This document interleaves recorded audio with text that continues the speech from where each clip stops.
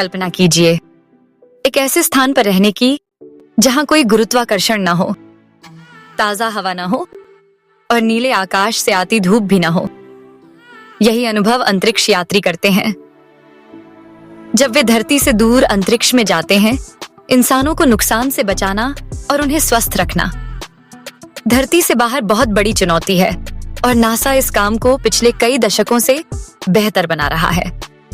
NASA का मानव अनुसंधान कार्यक्रम यह पता लगाता है कि अंतरिक्ष में मानव शरीर के साथ क्या होता है। इस शोध से सुरक्षित यान डिजाइन, बेहतर स्पेस सूट और उन्नत चिकित्सा पद्धतियां विकसित होती हैं। वैज्ञानिकों का ध्यान इस बात पर रहता है कि अंतरिक्ष यात्री लंबे मिशन में शारीरिक और मानसिक रूप से स्वस्थ और मजबूत बने रहें। यह शोध और भी जरूरी हो गया है क्योंकि नासा चंद्रमा और मंगल की यात्रा की तैयारी कर रहा है। आर्टेमिस मिशन पहली महिला और अगले पुरुष को चंद्रमा पर भेजेगा। इस बार अंतरिक्ष यात्री पहले से कहीं आगे तक चंद्रमा की सतह पर जाएंगे और सुरक्षित रहेंगे। नासा धरती से दूर लंबे समय तक रहने के प्रभावों को खास तौर पर समझना चाहता है। अंतरिक्ष यात्री जैसे स्कॉट केली और क्रिस्टीना कोच पहले ही लगभग 1 वर्ष अंतरिक्ष में रह चुके हैं। उनके मिशन ने अंतरिक्ष में शरीर और मन पर पड़ने वाले असर की अनमोल जानकारी दी। स्कॉट केली ने प्रसिद्ध ट्विन स्टडी में भाग लिया। जब स्कॉट अंतरिक्ष में पृथ्वी का चक्कर लगा रहे थे, उनके जुड़वां भाई मार्क केली धरती पर ही थे।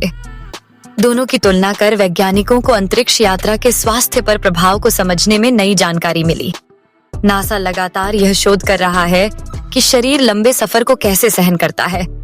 मकसद साफ है कि अंतरिक्ष यात्री मंगल तक सुरक्षित पहुंच सकें और वर्षों तक चलने वाली यात्रा में जीवित और स्वस्थ रह सकें।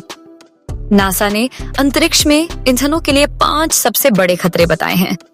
इन्हें रिज शब्द से जाना जाता है, जिसका मतलब है विकिरण, एकांत दूरी, गुरुत्वाकर्षण परिवर्तन और शत्रुतापूर्ण वातावरण।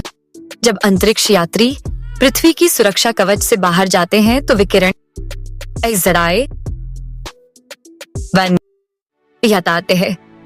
अंतरिक्ष में न तो चुंबकीय क्षेत्र होता है, न घना वातावरण जो खतरनाक किरणों को रोक सके। सौर कण और अंतरिक्षीय किरणें खतरनाक होती हैं। लंबे समय तक इनके संपर्क में रहने से कैंसर, हृदय रोग या मोतियाबिंद होने का खतरा बढ़ जाता है। विकिरण से पूरी तरह बचाव आसान नहीं है। कुछ कणों को रोकना लगभग असंभव होता है। नासा